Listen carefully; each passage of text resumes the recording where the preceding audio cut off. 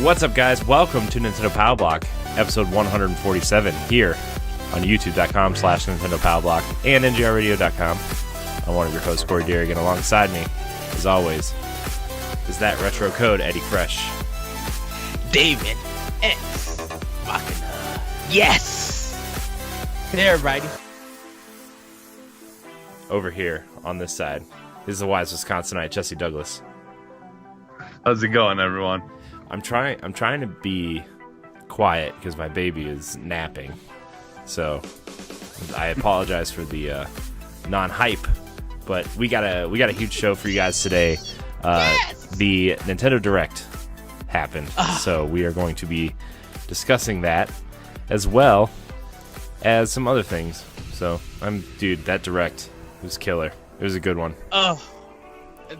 I think from start to finish, it was Nintendo's best Direct they've done so far from start to finish. You know, in terms of quality, pacing, time spent on each game.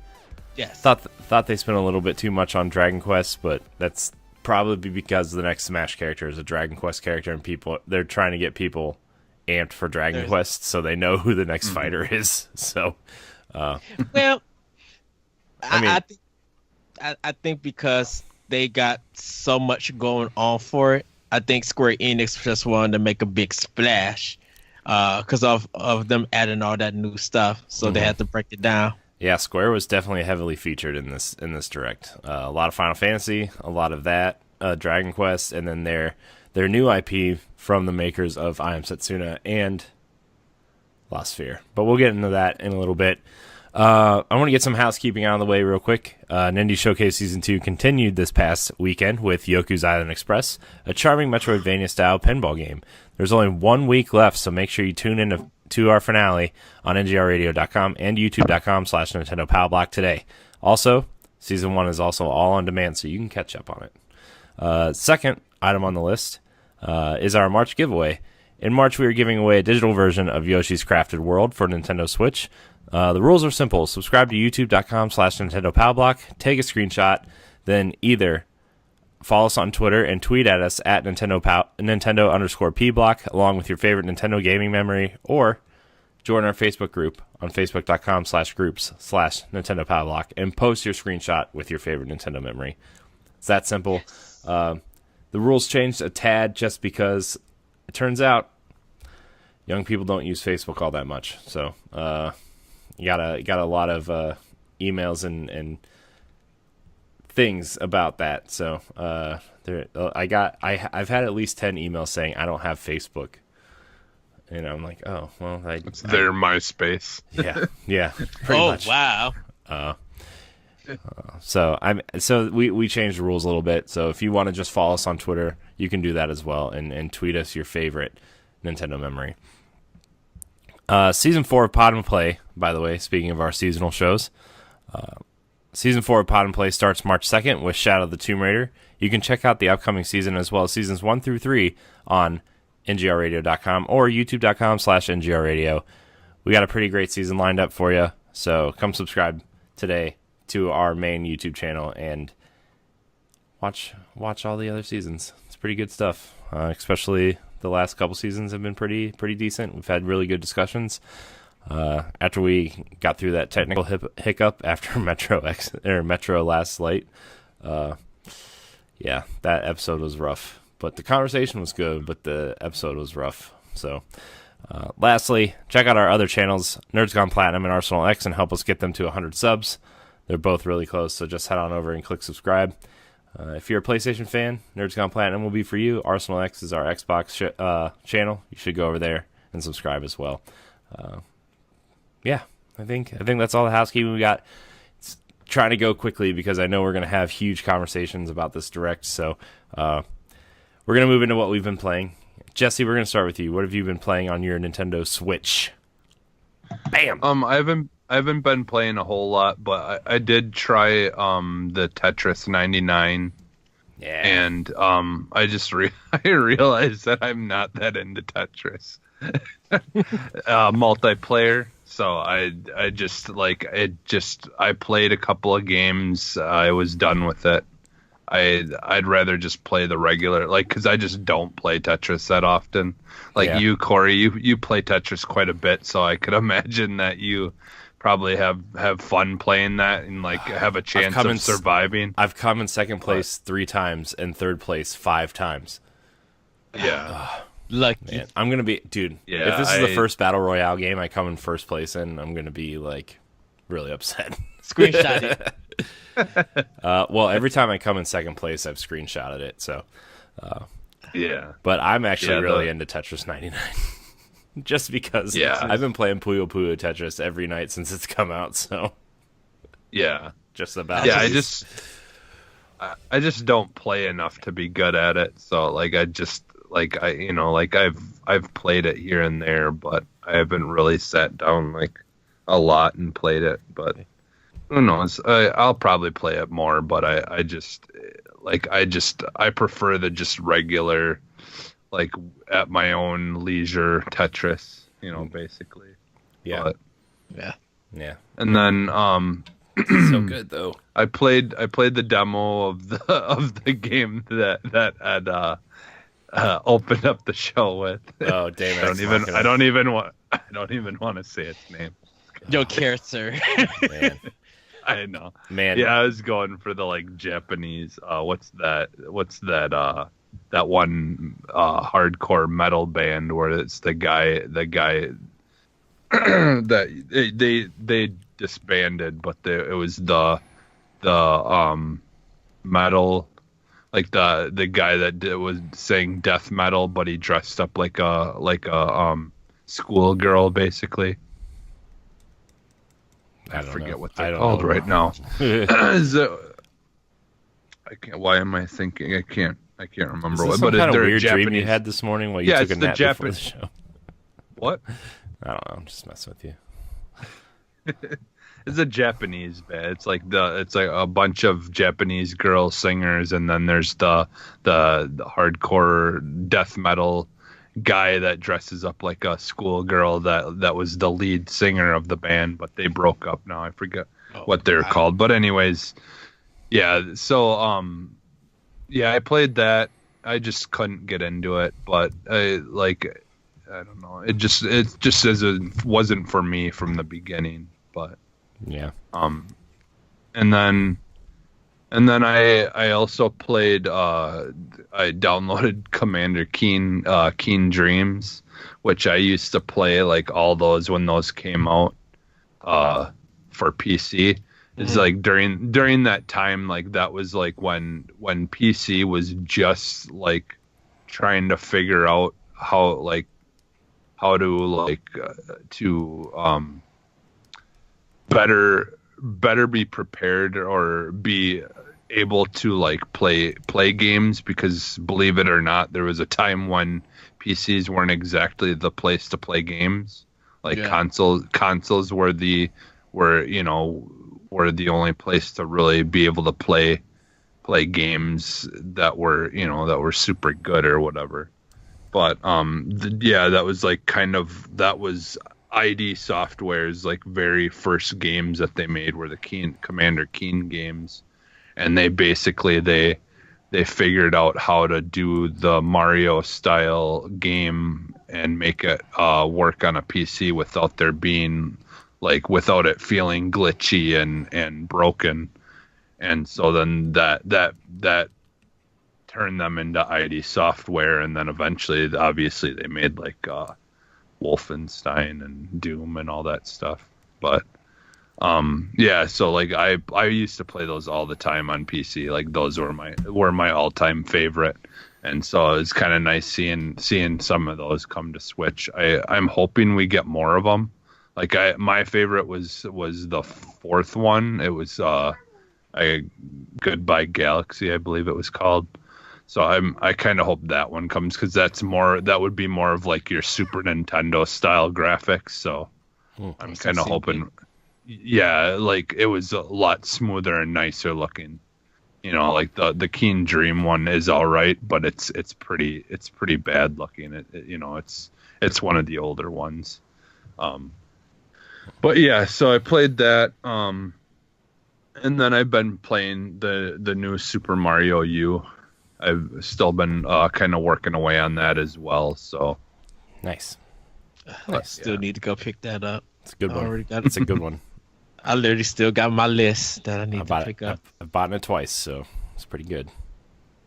Because I bought it on Wii U. Get it? Because, Yeah. Yes.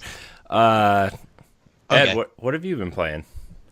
So, kind of been playing the same thing that we all been playing, the demos that came from the Nintendo Direct. So, I'm going to start out with Tetris 99. Truly loving this game. Like, it is so addictive, but the thing that I hate about it is that they are not giving me my piece to get my Tetris.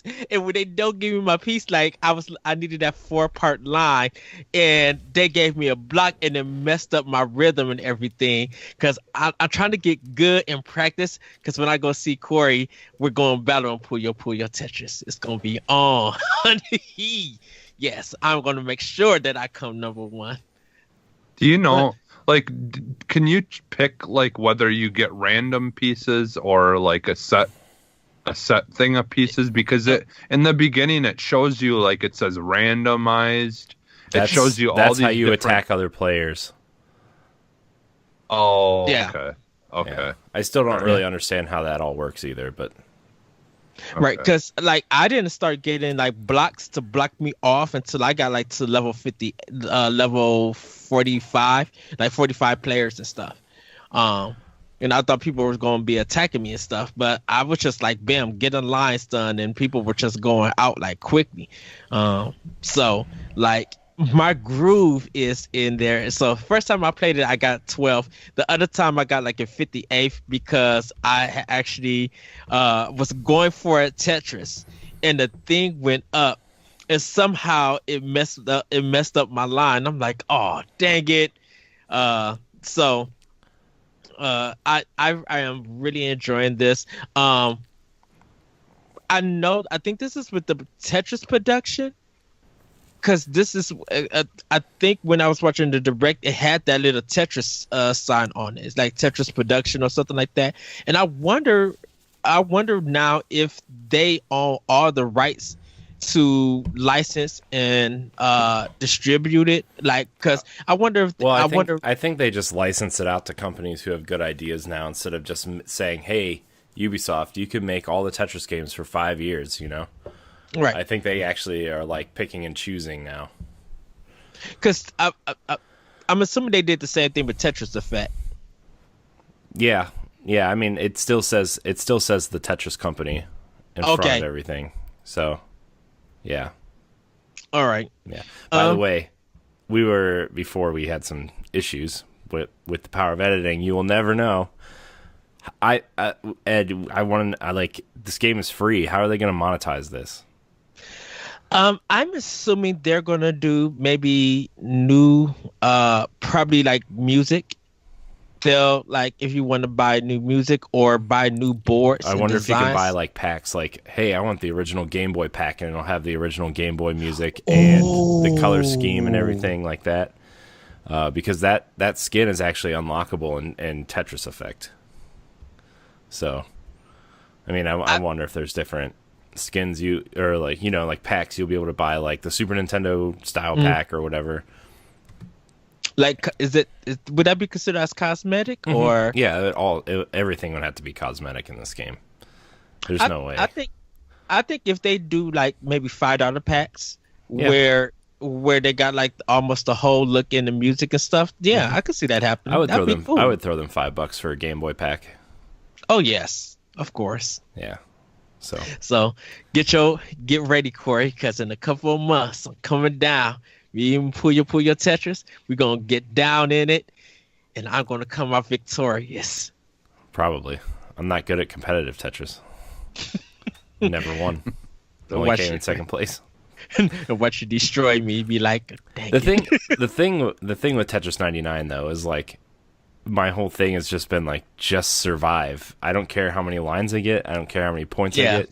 Just survive. Just make sure you're getting as many lines as you possibly can, the quickest amount possible. And like, if you just happen to line up a Tetris, get it.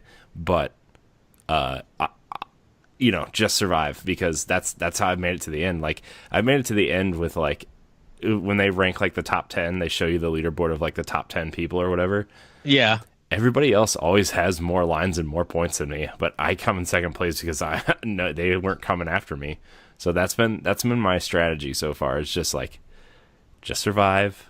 If some blocks come at you, just get rid of them. If What? Because if you don't appear dangerous, people won't come after you.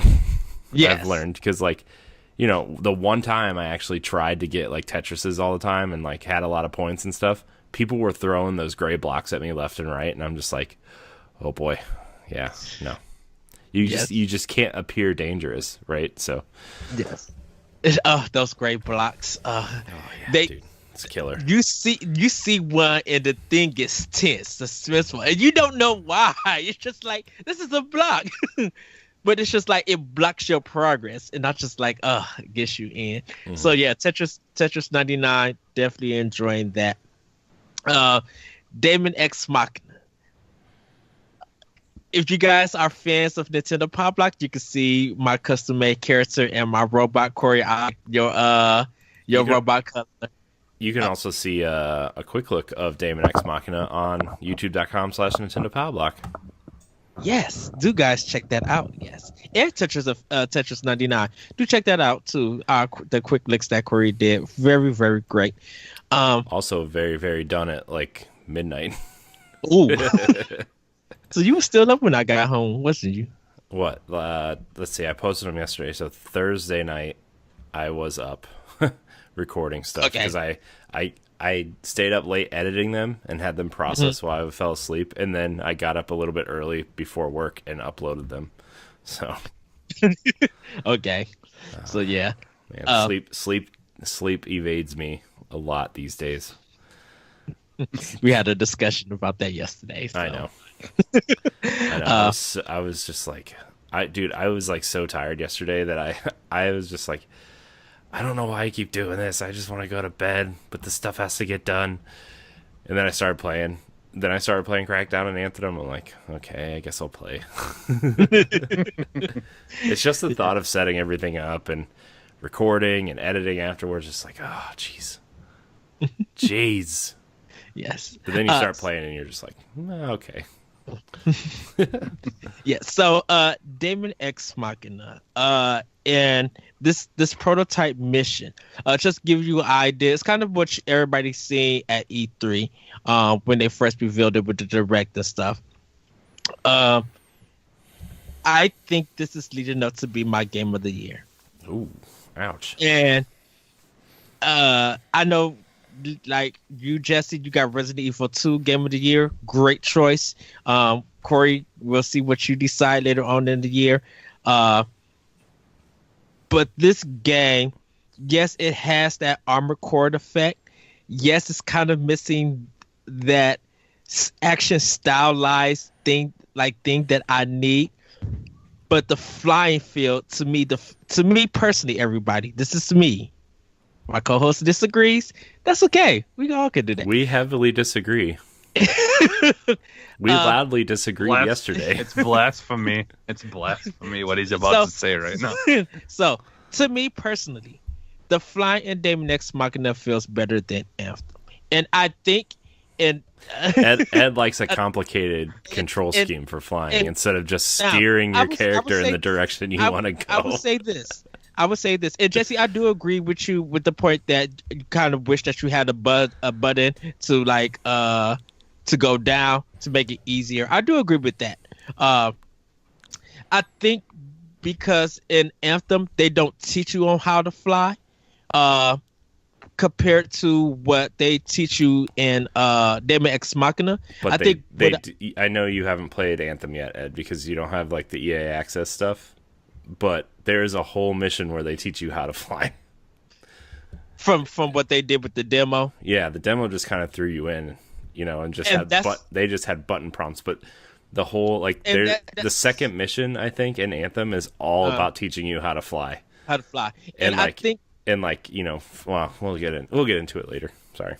And I think that's probably why.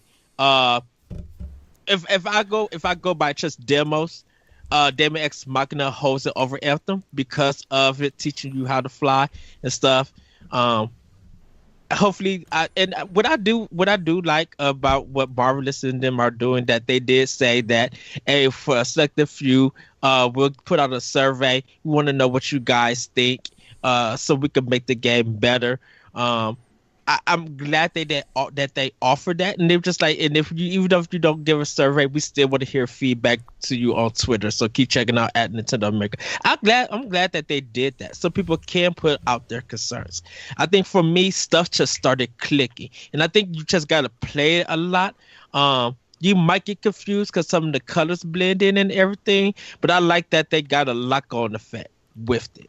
Yeah, that was kind of like my biggest thing with the demo is like, as much as in the quick look, I kind of compared it to Breath of the Wild a little bit, where like I love Breath of the Wild's art style and the way the game looks, but when you get those saturated, like those hard saturated pinks and purples in there, yes, like Breath of the Wild it's a little easier to handle because like everything else is like green and blue and kind of has this nice kind of color palette over it, but like everything in Daemon X Machina is so saturated and so just like everything kind of blends together because everything is orange and red. The background is red. Yeah, and it's just like, man, and like that's why in the second mission of the quick look, I made my character green so it would stick out and be like, okay, I can like, not that I like didn't know where my robot was the whole time, but like sometimes when I was like flying around and stuff trying to shoot guys, like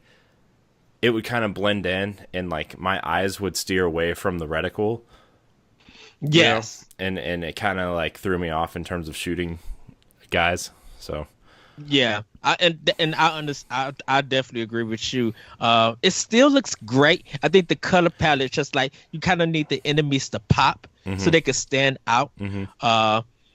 But or they need some sort of like, they need some sort of like, if they're within your reticle and like within a certain distance of you, there needs to be some sort of like outline that says, hey, your enemy is right here.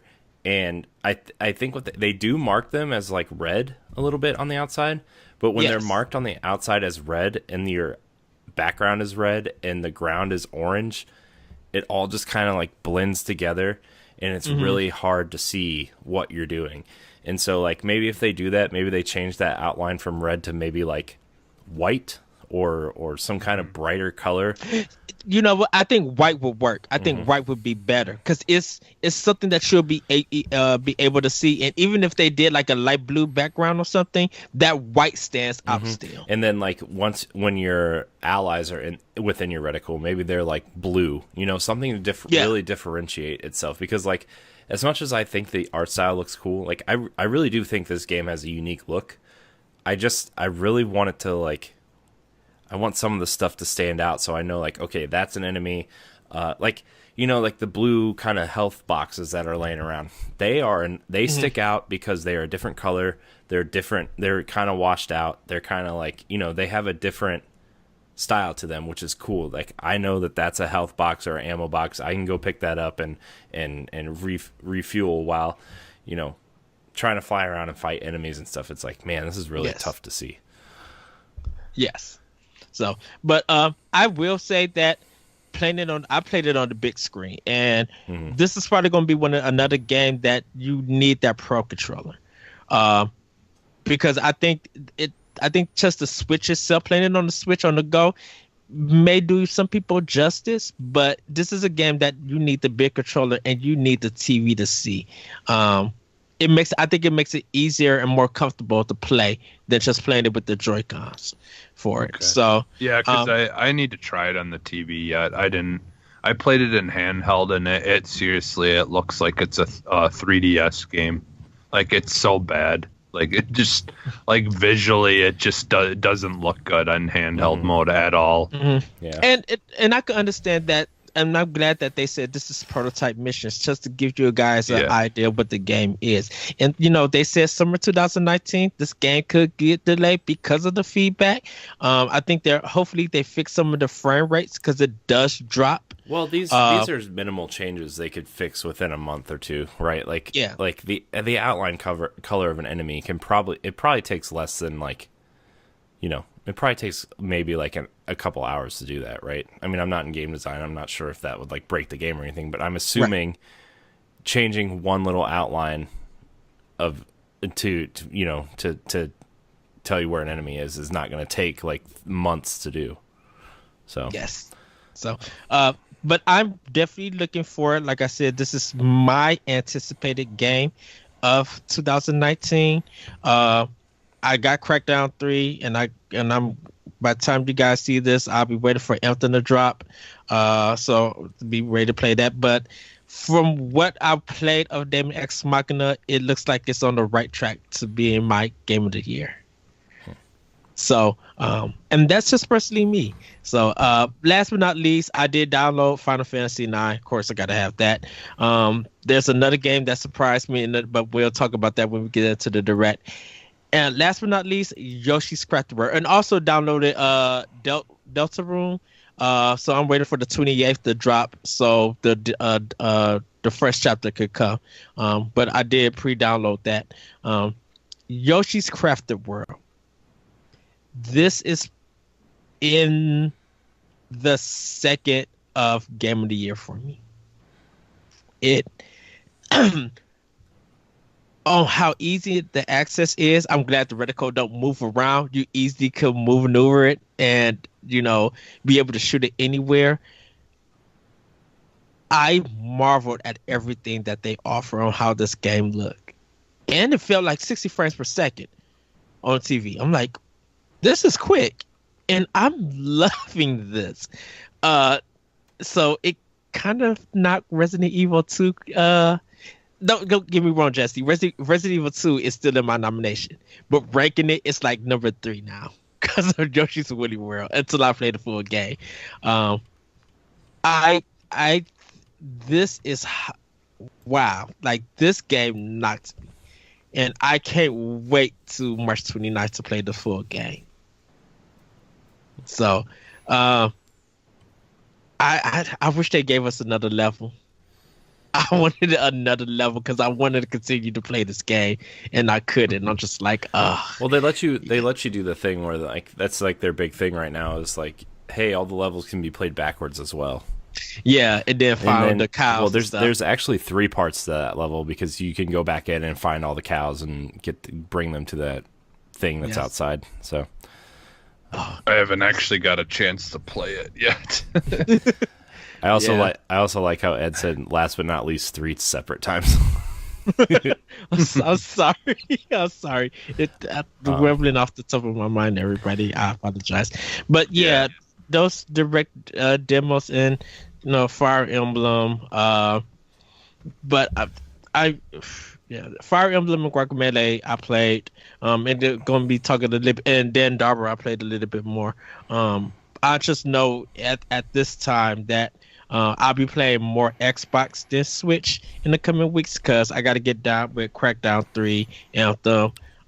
Dude, I went through 2 months of not having like really anything to play except for New Super Mario Brothers U, right? And then now I had like within 3 days of each other, I had like 10 games to play, and I'm like, jeez, no. Yeah, I want to get Exodus so bad, dude. Yeah, it's getting.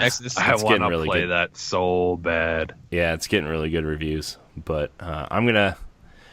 Real quick, I'll just say what I've been playing since, we're already a half hour into this episode and haven't even touched the news yet. So, Yoshi's Crafted World, you can see a quick look up on our YouTube page. It's good. I mean, it's definitely the same vibe as Yoshi's Woolly World. It's definitely that game with, a different style of level design and stuff. So, that's kind of what I'm getting out of it. I think it's going to be fun to play through. Daemon X Machina, we talked about. Final Fantasy IX, still probably my favorite Final Fantasy game. Granted, I haven't played all of them. I know a lot of people are like, well, what about 6 and 7? No, I've never played 6, and I think 7 is extremely overrated. I've said that 1,000 times. Don't get me wrong, I'll probably still play it on Switch, but just because it's been like 15 years since I played 7. But in my opinion, it's 9 is definitely the best. So don't get me wrong, I still want to play 6, but just haven't got there yet. Well, I think the thing is with 7, what I liked about it was just the whole materia system. But I do have to agree. Once 9 came out, I think that's when they really started getting things like really well done. Because I love 10 and 10 too. Like, you know, all those after 9, I think were all improvements. But I did like 7, but yeah, I mean, I think the newer ones are better. I just don't have time for those kind of games anymore. As much as I'd love to play them, I just don't.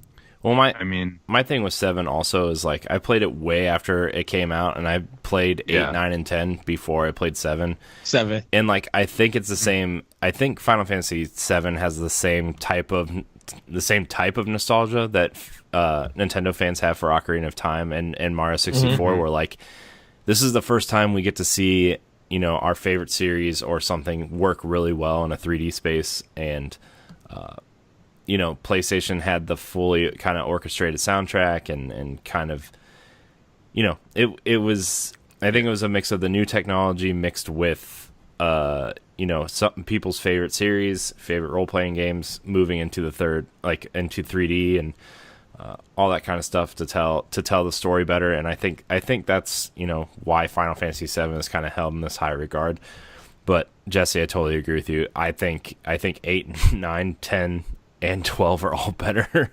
I mean, 10-2, you can take it or leave it. I mean, it's fine. It's a fine sequel. I liked it. And 7 is just an evolution of RPGs, because I think that's just got a lot of people into it. And I was thinking of, and we're gonna move on. This is supposed to be the game for N64 before they jumped to PlayStation, but it was a different game. So it's kind of, I think it's kind of nostalgic, like you said, Corey, that this game's coming to Switch. And I think it really got people into RPGs and actually like cinematics and CGI in games. Like the story level, the storytelling has evolved because of Final Fantasy 7. Yeah. Still waiting on tactics to come. I know. Jeez. Dude, why not? Like that PSP War of the Lions kind of remaster was awesome, by the way. They should just bring that over. It's on iPad too, so there's no excuse. It has to come to Switch. Other than that, I've been making my way through Wargroove. It's still really good, although like I kind of want to stop playing it because I really feel like once Fire Emblem 3 Houses comes out, like, jeez, man, I like that's gonna just suck so much time. But we'll talk about that. And by the way, found out some interesting news about that game, but we'll hit on that when we get to the direct stuff. But that's kind of all I've been playing in terms of Nintendo stuff. We have a lot to talk about at Arsenal X this week as well. So, but we're gonna actually next week we're gonna get into the news real quick here. Let me pull up all this news because we have like a ton of stuff to talk about. News bits. Before we get into the direct news, just a small note: Hollow Knight is getting an official sequel. It was supposed to be DLC, but it is getting an official sequel. Hollow Knight Silksong is coming to Switch as a console launch exclusive, where you fight as where are you? Where they said they gave all kinds of things, but anyways, it's coming to Switch first and PC. So yeah, Hollow Knight's getting a sequel. Also of note, anybody who backed the game on Kickstarter is getting this sequel for free on their platform of choice, because it was originally supposed to be DLC for Hollow Knight. So so if you Kickstarted it, you're getting this game for free. Congratulations. Which is cool. I dabble in Hollow Knight. It just didn't get its hooks in me. So But that was like the one big news story that I wanted to get to before we got to the Direct, because it wasn't announced in a Direct and it kind of felt like it should have been.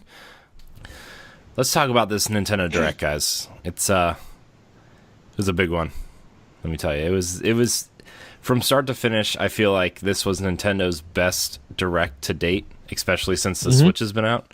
You know, they've done some cool things with Directs, like the Star Fox puppets and Reggie and Iwata fighting each other when Smash for Wii U was announced. But like, I think in terms of presentation, pacing, games, the amount of time they spent on games, that kind of stuff, this was probably their best put together Direct. I mean, man, there was so much. Dude, there's so much in this Direct. It was almost it was unbelievable how much we got. Everybody's comparing this as this is E3. Yeah. Like, they went in. Like, Nintendo did not come to play. No, they came to play. They came to play hard. Dude, this was worth the wait. Yeah, this was man.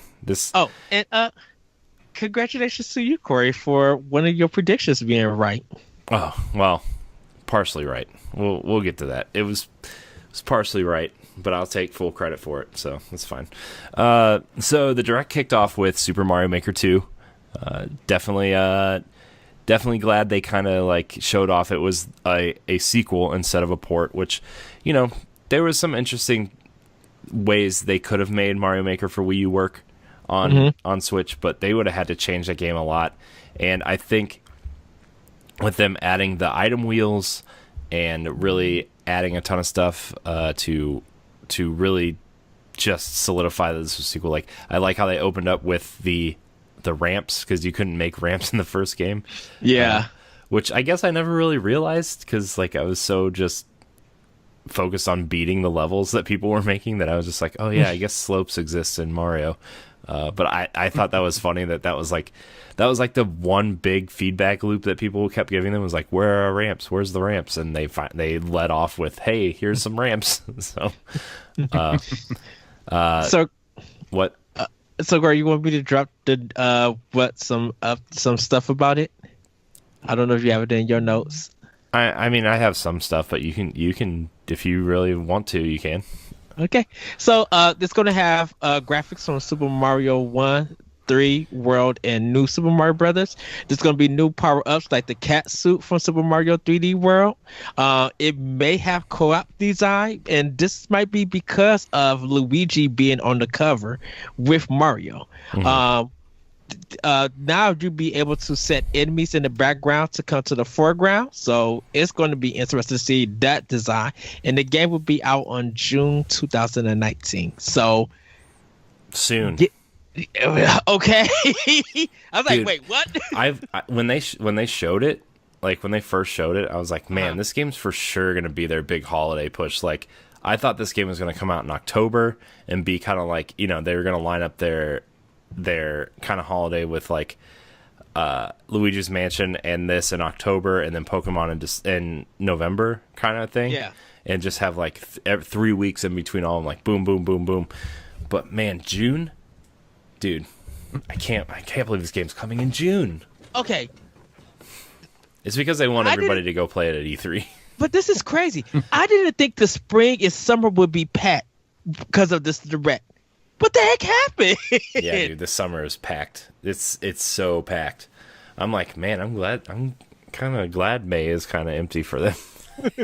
Well, I think their best thing, because of it being like a handheld system, I feel like the best thing to do is to get some of these big games out in summer, because they know people are going to be out and about, you know, outside, you know, bringing their Switch with them, and you know, and just like it just is a perfect, like when I think Nintendo, like I think summer, like.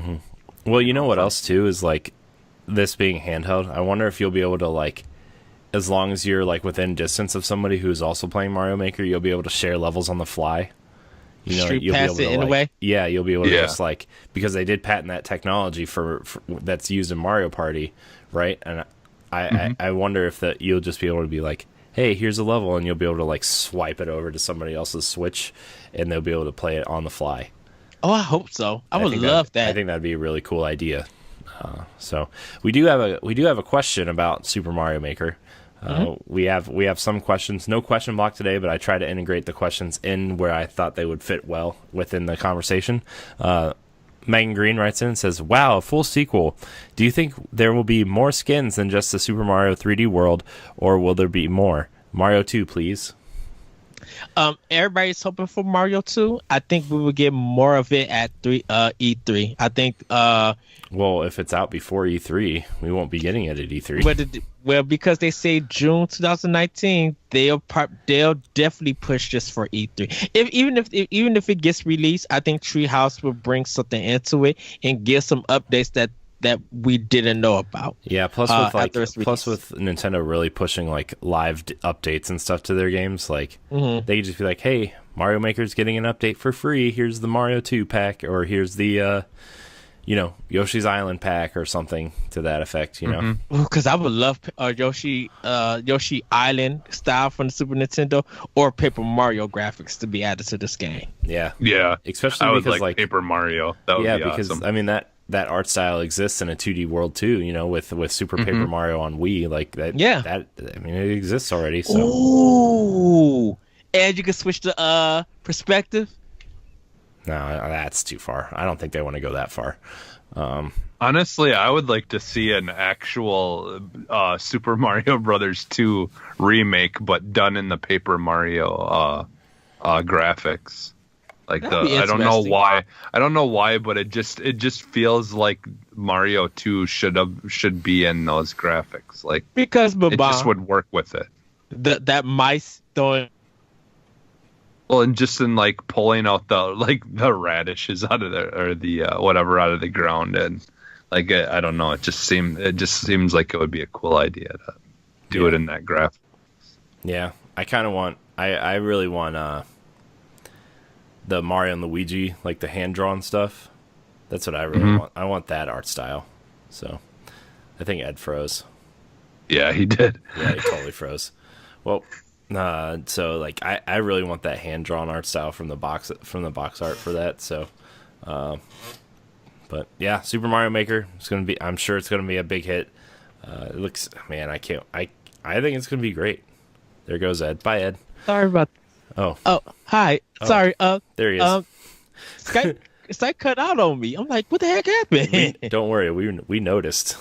He just went away. Bye, Ed. But anything else you want to say about Mario Maker, Ed, before we move on? Because we got a lot to get through. Nope, let's move on. All right, cool. Some of these we won't spend a long time on, but that Mario Maker, I think, deserves that. So, also coming this summer, Marvel Ultimate Alliance 3, The Black Order, exclusive to Nintendo Switch. They made it a point to say you could play as the Avengers, the Defenders, the Offenders, Guardians of the Galaxy, X-Men, and more, which included Spider-Man characters. Also, they made it a point to, I'm sure they did it because the movie's coming out in like 2 weeks, but Captain Marvel is joining the game as a playable character. She looks like she's super powerful and has some cool moves, so that's awesome. CODFan FF tweeted at us and said, "Where's Deadpool?" I don't know. He'll probably be in there. He was in the other one, so I'd be shocked if he wasn't in there, or at least as a DLC character at some point. Because like I bet a lot of X-Force could be like DLC for them. I think that'd be a cool team as DLC. Yes. So, but yeah, local or online multiplayer also. So that's a cool feature. I feel like it's a July game for some reason. I feel like summer. What else is coming out? Well, if they have Mario Maker in June, Fire Emblem in July, I could see this coming out in August with the home release of Avengers, the movie. Avengers, the new movie. Agreed. Agreed. Now that you say that, agreed now. Yeah. I mean, I would have said, yeah, that sounds like a great idea, Ed, but the fact that Nintendo is publishing it and funding it, and they have 2 other big games coming out this summer, like August is still technically summer, and I think that would probably bolster their lineup. Although I don't know if they want to really like kill Platinum's game either, because they're funding that project too, the Astral Change game. So I have thoughts of that game. Dude, this is a packed summer. This is a packed summer. Anyways, yeah, that's coming. So that was their other kind of whatever. Also, my excitement, Box Boy and Box Girl coming to Nintendo Switch eShop. Very excited. 270 new levels, a cutie campaign, co-op. Oh, can't wait. You guys excited for Box Boy? I'm excited. Of course. For Box Boy. And I was going to congratulate you, Jesse, because I was thinking the same thing of getting the trilogy, and I thought that was about to happen. And then they said there was a new game, and I was just like, "Yay!" So you partially right. Yeah, Box Boy did come. I know. Oh, Corey, you mean? You said Jesse. Yeah, I mean, I thought we were gonna get a Box Boy trilogy HD collection, which I would have been totally fine with. But the fact that we're getting a new game. Well, that was one of the games that was in the rumors, wasn't it? Of that person had predicted was coming out or whatever. It was one of their eShop projects. So yeah, but it's and April 26th, like it's already a packed month. Like I know if this is the one thing Nintendo has in April, that's fine because of all like their whole third-party lineup basically for the year is coming out in April. Pretty much. And Nintendo, I said this on optional. I need physical. I need a physical Switch copy of this game. I don't want to just be eShop on. It will be. It will be.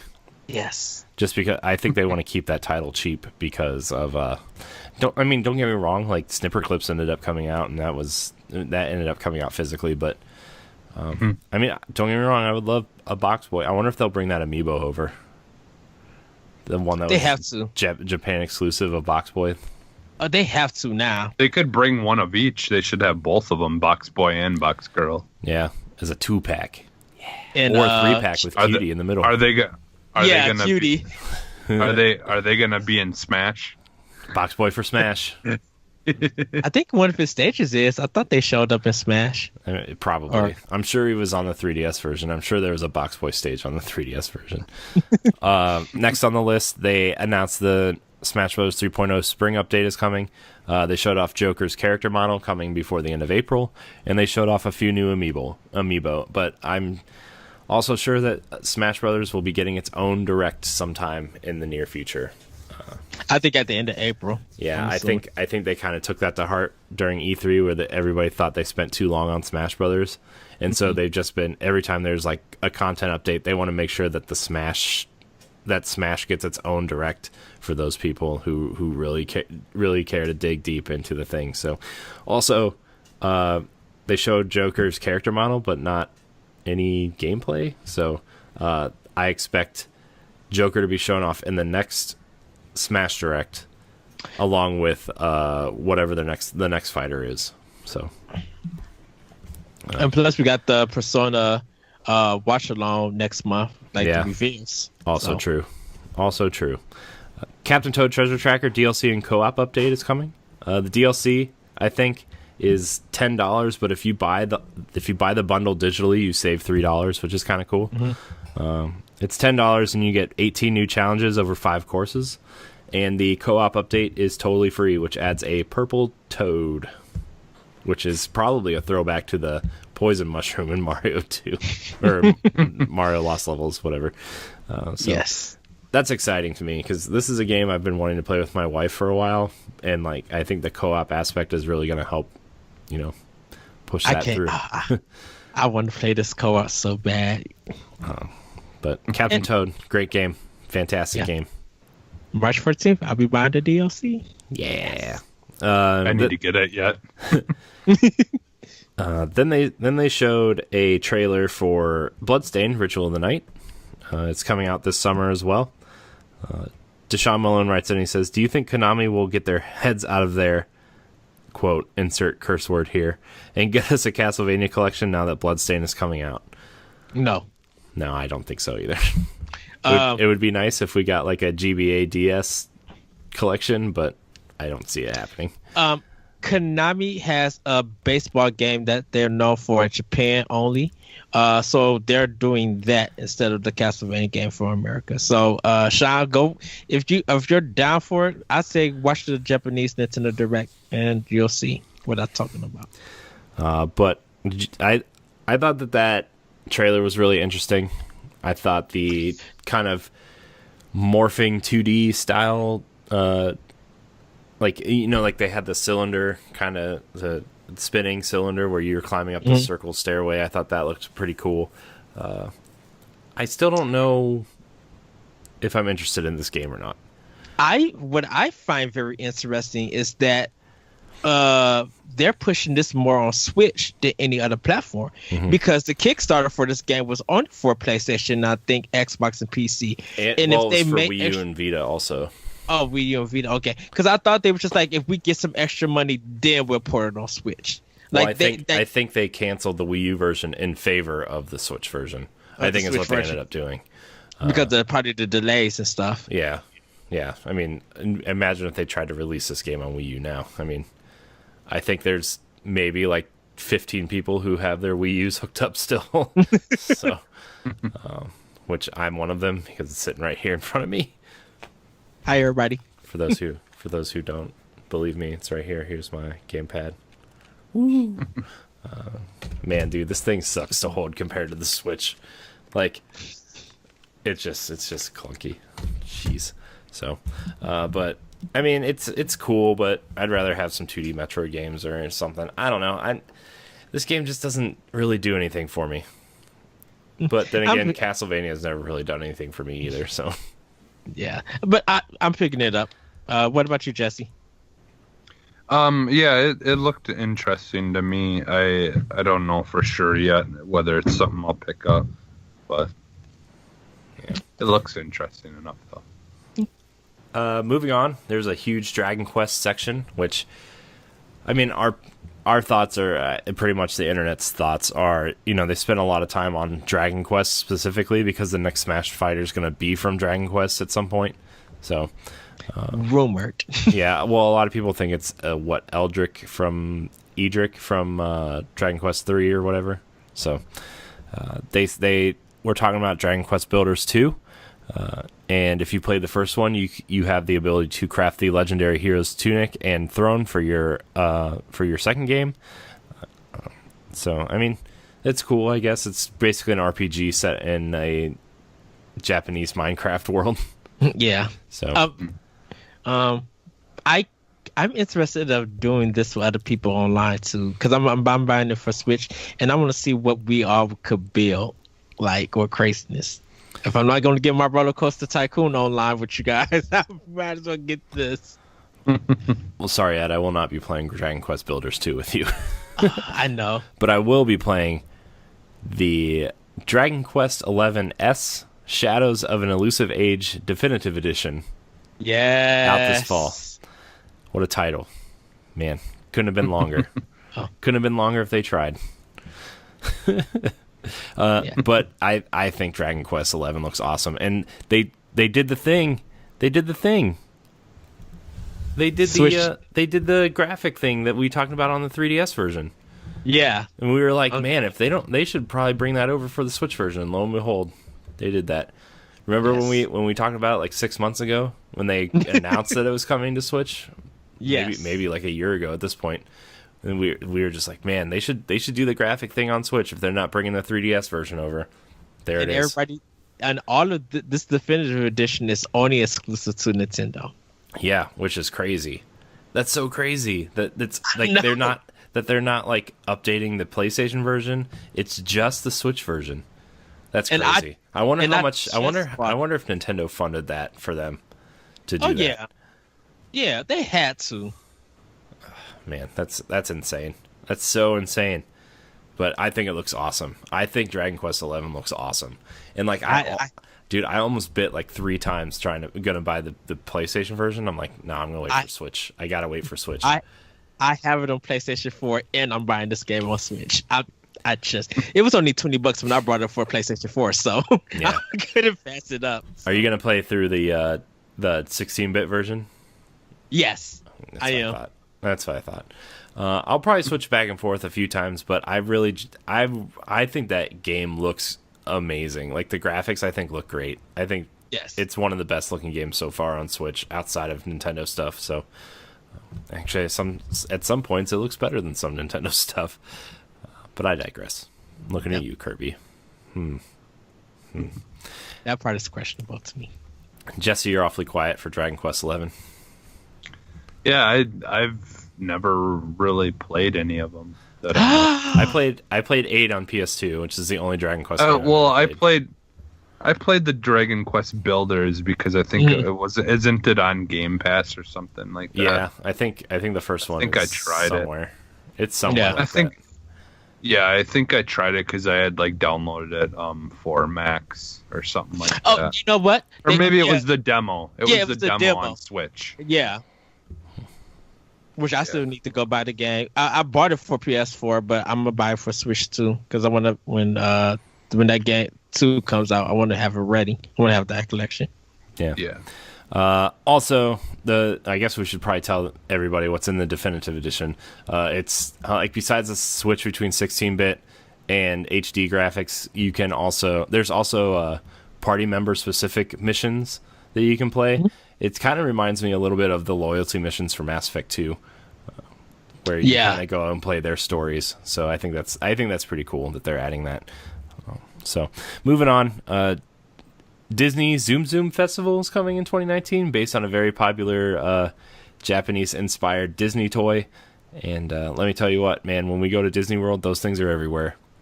Those things are everywhere. And yeah, it's basically Disney Zoom Zoom Mario Party. So yes. I sold a lot of those at Toys R Us. I'm sure you did. So that'll be available for children of all ages, 4-player co-op, couch co-op, or online, and you can also play a lot of their puzzles in vertical mode, which is a nice little touch. That's coming exclusively to Switch in 2019. But the next thing we're going to talk about here is Starlink Battle for Atlas April 2019 update, which is super awesome. They're basically adding more Star Fox to the game, adding more modes and more. They're adding spaceship races, and they're adding co-op modes and everything. So also they're adding the Star Fox pilots to your arsenal of pilots, and you can use any of them in the main Star Fox mission as well as the main Starlink game as well. Pretty exciting, pretty cool. And free update, by the way. Don't have to pay for it. It's free DLC in April. I think that's why I messaged you, Corey. I was just like, I wonder if this is going to be the Star Fox Grand Prix. No, it's not. But give you an idea with their Starship races. Maybe. I mean, maybe. Yeah, I think that's cool. But the racing stuff is coming to all the versions of the game. Oh, so. See, I thought because it was Star Fox, was only coming to Switch. Yeah, no. I mean, the Star Fox. There's a lot of Star Fox content coming in the free update, but. They did have a roadmap for the other versions, and this spaceship racing was in there as well.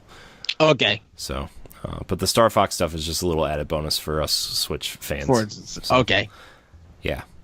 But Starlink, still a cool game that I haven't played because my ship doesn't work. So, although the game is $20 on Amazon, so. Oh, I need to order it.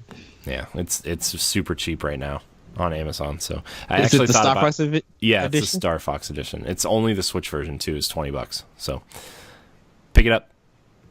The next two games, Rune Factory 4 Special and Rune Factory 5, are coming to Switch. It's the 3D. It's kind of like it's from the makers of Harvest Moon, I think, right? Mm-hmm. Rune Factory, and so you can kind of decipher what that game is for yourself if you want it. Ed, this sounds like a game that's totally up your alley for some reason. Buying it day one. Yeah, that's what I thought. So, played a lot of it on the DS, on the handheld systems. So that's why. Yeah, I mean, I remember it coming to 3DS and DS and stuff. But the next game on this list is pretty exciting. I think it looks really cool.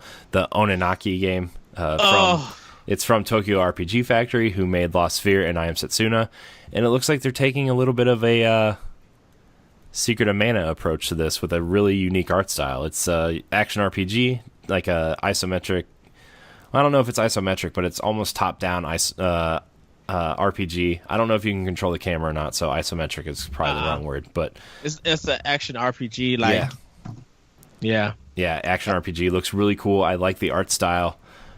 Looks kind of like Disgaea-esque in terms of like if Disgaea actually used their art style from the boxes instead of the chibi stuff that's in the game. But and very Xenoblade Chronicles 2.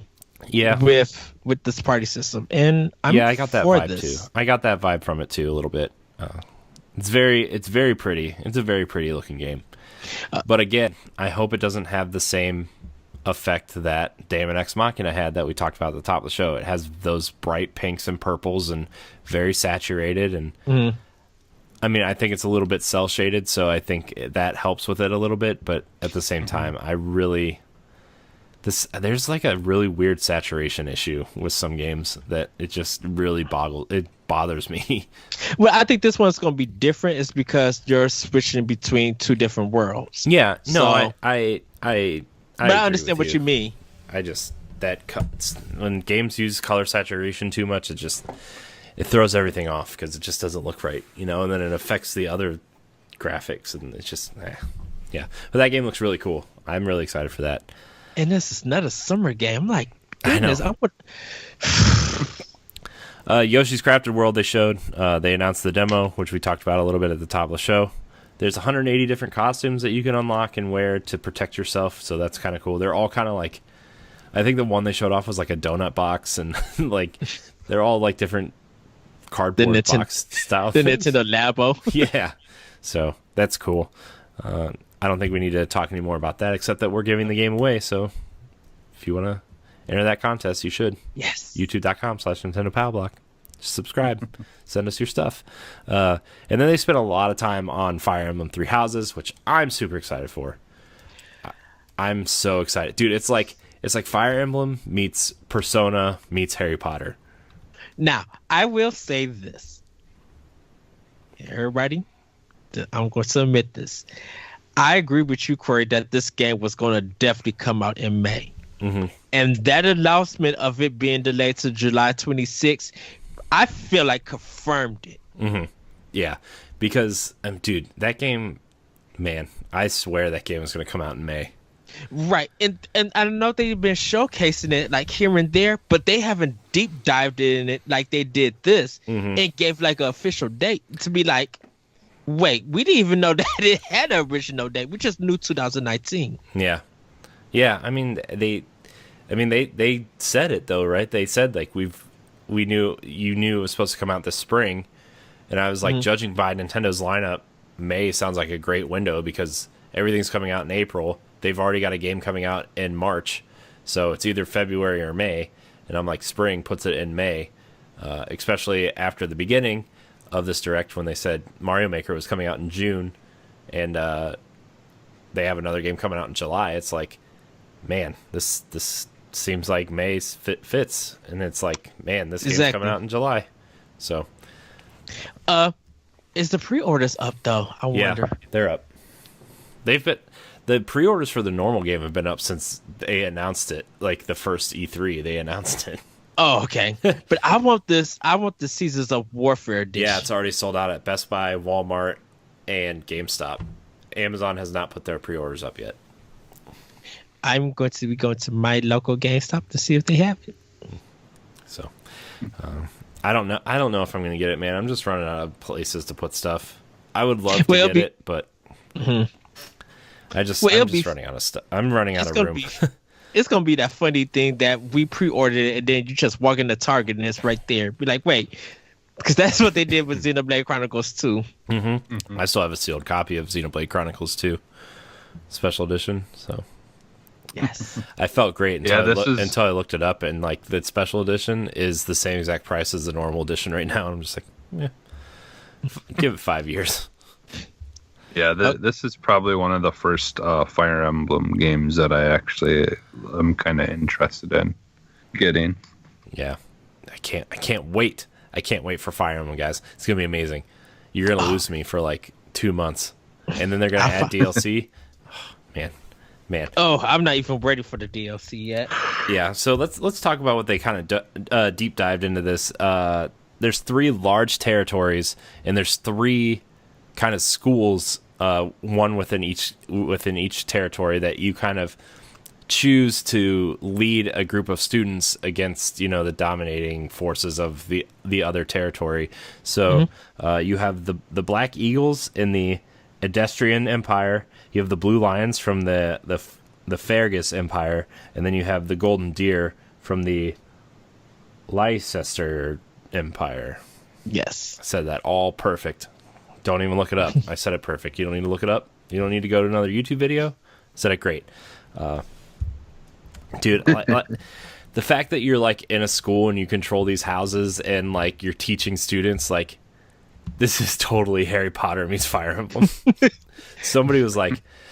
Whoever started developing this game was like on a Harry Potter kick when they were like playing. They were like, I'm playing Persona 5 while I'm watching Harry Potter, and I work for intelligence systems. So how do we incorporate all this into one game? I got it. Fire Emblem Three Houses. I wonder. I still don't. I think I'm going to go with the Black Eagles by Eldegar. I think that's the house I'm gonna start with first. Yeah, I don't know, man, because this tells me that this game, they want you to replay this game a lot. Because once you pick a house, you have to stick with that house. You can't you don't move through, right? You just pick a house and you go, right? Also, by the way, I don't think Japan really knows what a monastery is, because they are like, go to they start you out in the monastery, and then this scantily clad nun is walking down the aisles of this church, and I'm like, I don't think nuns show that much leg. That's just my opinion. I'm not Catholic, but questionable content. Now this is real questionable content. Also, the one purple hair girl, man, if she even tries to walk, that skirt in that outfit is questionable content. Questionable content. Very Japanese questionable content. But I honestly, I really like the animation style. I love the art style of this game. Being co-developed, it came out, by the way, by Koei Tecmo. Oh. Yeah. So. Ooh. So I wonder why they were chosen to help. Maybe they're just doing asset stuff or helping with some of the animations and stuff to make them look cooler. Yeah. Since Fire Emblem's been stuck on handhelds for so long that some of the animations are kind of stuck in that kind of traditional handheld style Fire Emblem. So I wonder if they were like, hey, we'll get Koei Tecmo to do some cool animations for us, and we'll stick it in the game. And I think because of Harbor Warriors and Fire Emblem Warriors, but definitely Fire Emblem Warriors, because of them having all those enemies on it. So what this tells me too is that I bet Fire Emblem Warriors gets another hit of DLC with characters from this game in it, because that game's still being supported. I got an update the other day that said Fire Emblem Warriors needs updated. I'm like, what? That's interesting. So Ed, you're playing it, so I mean you might have gotten that too. I did. So I got the update. Interesting. So Fire Emblem Three Houses is my most anticipated game this year, by far, by a long shot. Well, not by a long shot now, but we'll get there. We will get there. We will get. It's number there. one. It's number one by half a step right now, until I see more. But yeah. So that's our look. So by the way, it seems to have social links a little bit like Persona also, where I know you could always group characters together and they would perform better based on who they were with, right? In terms of that relationship bond. But they seem to be going a little bit further with that, which kind of is man, they're taking a lot of cues from Persona with this. So hopefully it all kind of comes together, because man, I hope this game is really good. The next game on our list, though, another one of my biggest surprises of the year, second biggest surprise only to Apex Legends, let me say, another battle royale game on a Nintendo system, Tetris 99. Great game. Fantastic Tetris attack style game with 99 players. It's a great time. We talked a lot about it at the top of the show, but we do have a question. Sam Hall asks, where's our Royale with cheese for episode of Tetris 99? Well, you could technically if you recorded it like while you're playing. Yeah, but it wouldn't be a team thing. It would be only just like a solo mode. I know. You can check out the quick look on our YouTube page though. It's fun. It's a good time. Yeah, Royale with cheese is kind of an Xbox thing. So yeah, but kind of for the most part, only because of games. Yeah. Man. All right. Our next game on the list is Dead by Daylight, which is a kind of... Dude, that game looked real bad. Oh, it's coming out in fall. Move on. Next. Yep, next. That game, man. But for people who are interested in a multiplayer game, like, play this game somewhere else. It just... or play Friday the 13th. Like, it's basically that, but, you know, there's basically, like, 5 or 6... people on the map trying to run away from this murderer, this super powered murderer, and your goal is to survive. So, I mean, that's basically what the game is. It could also be Behavior's Interactive putting the game on Switch. That's a good thing. You know what? I applaud people trying. And look, it comes out in the fall, so they have like 6 months, 8 months to clean it up. But man, what they chose to show was like, man, that was rough. So, our next game on the list is Deltarune, the Undertale kind of sequel, Chapter 1, which is free. It was really funny. At the end of the trailer, or during the trailer, it said, "There's not this many dogs in the game," and then at the end it said, "Chapter 1 is free," and it said, "Other chapters coming eventually, not free." Yeah, because the PC don't even have it. Yeah, so the rest of the series. That was pretty funny. Then we talked a lot about Daemon X Machina coming out this summer. A lot of interesting concepts in that game, but yes, Grid Autosport, basically going to be Nintendo's version of Forza. Grid Autosport came out originally on 360 and PS3, but it's one of those, on PC at least, it's like one of those early games as a service where they just keep updating it, adding new cars, that kind of stuff. And then now we're obviously getting it on Switch. So the next game on the list, though, huge surprise. Ooh. Really excited that it's coming to Switch. A little disappointed. I reached out to Ninja Theory and I was like, hey, are we getting a physical edition for Switch on this? And they said there are no plans for a physical edition at this time. I was like, darn, still be buying with smiley face, and they liked my comment. So Hellblade Senua's Sacrifice. Yes! Yeah, that's something I can see a limited run picking up. Oh yeah. You know what, Jesse? I said the same thing on optional. Run could pick this up. I would say this. Or Microsoft, since Ninja Theory is owned by Microsoft now, Microsoft could front the money and actually put out a physical copy at some point. And that's what I was thinking about because of the Xbox Live coming to Switch thing. Mm-hmm. Mm-hmm. Yeah. I already shout out to Jesse White. I already told them, this will be my third time buying it. Like, this was really surprising. Out of the blue, you would just never think this is the first Ninja Theory game on a Nintendo platform. I want to know which one on it, because that was the Switch version they showed in the trailer. I also confirmed that with them. I was like, "Is this the Switch version running in the trailer?" They said, "Yeah, all footage in the Nintendo Direct was taken off the Nintendo Switch." So, it really looks good. I honestly thought it was the Xbox, like the Xbox PS4 version, at first. Like I was like, "Oh, they just pulled the trailer and they're like, hey, it's coming," you know. But like, all that footage was running off Switch, which was super impressive, really impressive. Like I said, digital only, $30. There's no way I'm not buying this game on Switch.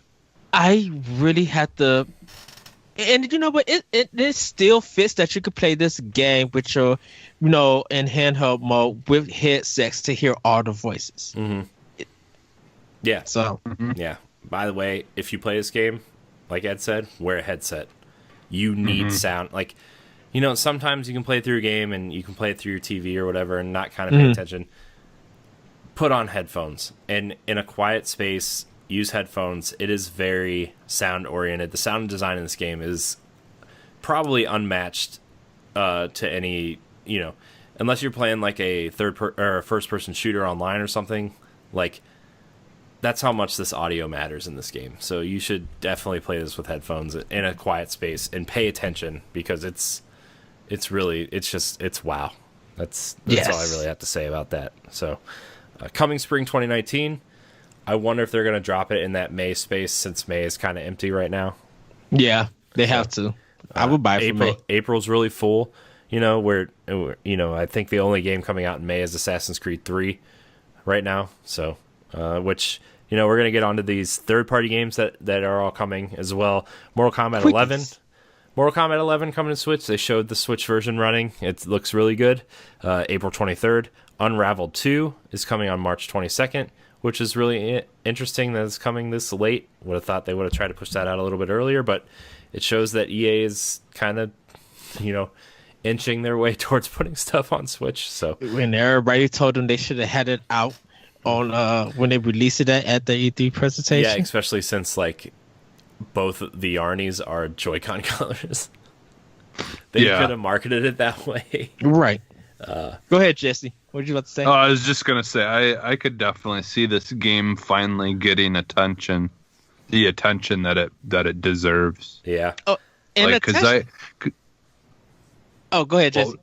I was going to say just an attach Unravel 1, because we didn't get it on Switch. Yeah. The first one was really good. Like I mean, I haven't really played much of the second one.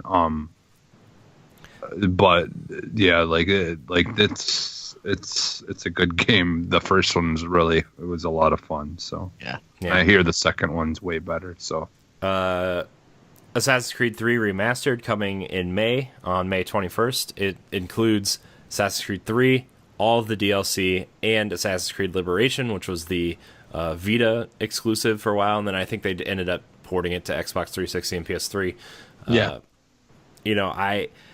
I know they said they're redoing a lot of the beginning of the game because of the tutorial stuff was really long and really painful to play.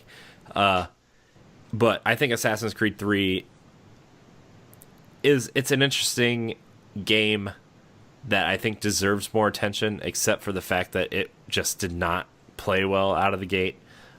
I hope they really add some of the movement stuff from Origins and Odyssey. I hope they kind of clean up the combat, and I hope they really fix that beginning of the game. But like I said, they should have just had the Americas collection, which was 3 Liberation and 4, and charged $60 for it, because this is only $40. Assassin's Creed 3 Remastered on Switch is only $40, and it comes with 2 games. If they would have just kind of cleaned up, Black Flag a little bit and throw it on for $60, like, man, maybe. Yeah.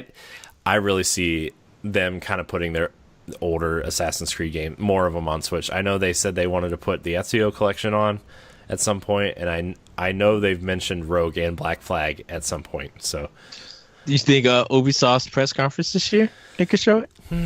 Maybe.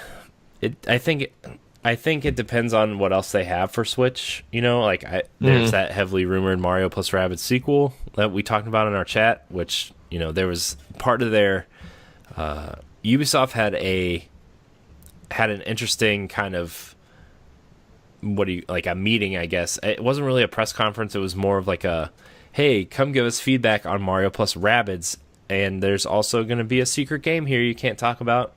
So a lot of people are speculating that they're going to make Mario plus Rabbids 2, which, don't get me wrong, I'd be super down for, because that game is awesome. Yes. But they also kind of mentioned Assassin's Creed also. So, and they want to put at least 2 or 3 games out on Switch every year, which I think, remakes and remasters, as well as Just Dance and a new IP or a new product out, would also fit. So, also, where's Rayman 3?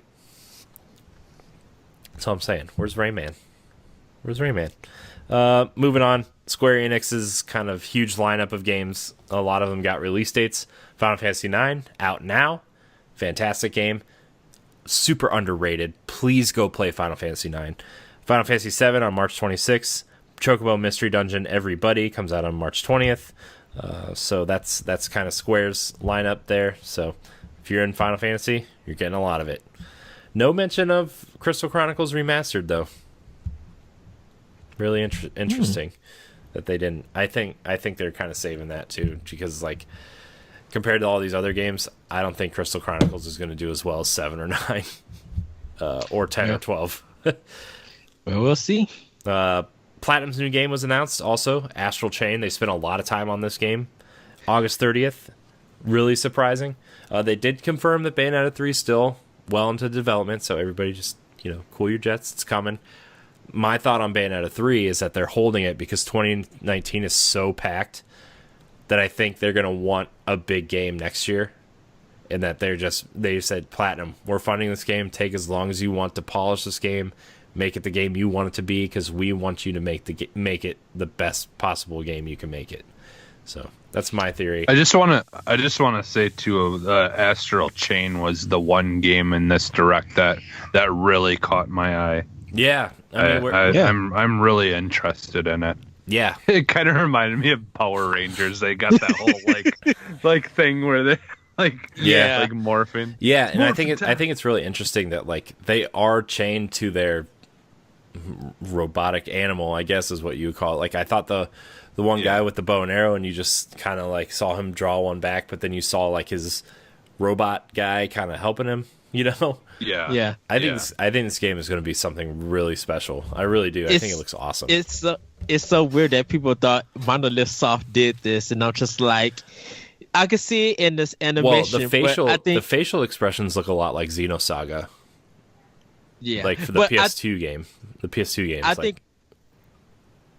Oh, I was just gonna say. I think when they started attacking, and that one guy did a flip, and then you see that circle moon kind of effect, like animation. I was just like, oh, this is Platinum, because Platinum has used these moves and this look for a while, so it has to be Platinum. Yeah, it's definitely gonna be awesome. I really like. The character designs too. I think the character designs look cool, like the human characters, not just the robot characters. So plus like when they had that robot, everything about it was interesting. Yeah, plus when they had that robot dog get really excited about something, I was like, oh, that's kind of adorable. Yeah, I wonder how long this game was in production. Because they confirmed last year that they had multiple Switch projects in development. So. But this is the first one. Mm-hmm. No, Bayonetta 2 would have been the first one, I think. That was port of Bayonetta 1 and 2 were probably their first ones. But I mean, they confirmed that they had multiple Switch projects in development. So this is definitely one of them, I guess. So yeah. Marcus Stroud asked, "Do you think they're holding Bayonetta 3 for next year now that this year is so packed?" Yeah, I don't think they're holding it, but I mean, I think maybe Bayonetta 3 could have been put out this year, but I think they're trying to wait till a window where I think Bayonetta can thrive. I just think, as much as I want Bayonetta to be this huge title that they could put out in the holiday season and be like, man, this is that title, I still think this is a spring style game for them. I think it's a February, March style game for them, and where it can actually sit and thrive. And I think them losing their director, like the announcement that he's leaving Platinum, because he was a director of Bayonetta 2. Mm-hmm. I'm assuming because he's leaving Platinum, and my assumption is the pre-production of Bayonetta 3 is done.